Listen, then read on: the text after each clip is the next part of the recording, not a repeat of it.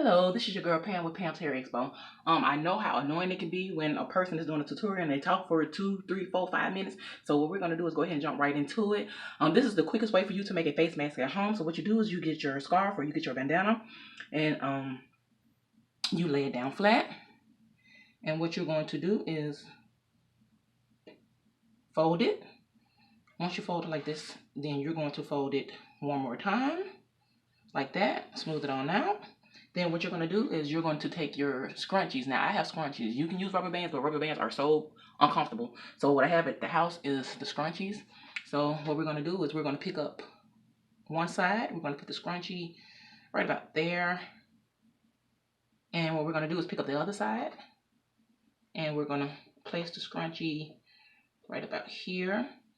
And what we're going to do, it doesn't matter which side that you use, the left side, the right side, but what you're going to do is you're going to fold one side over.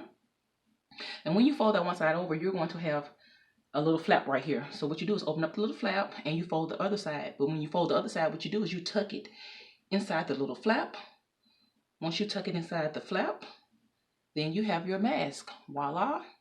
You're pulling out both sides. I'm going to put it on now. And as you can see, I have my mask now.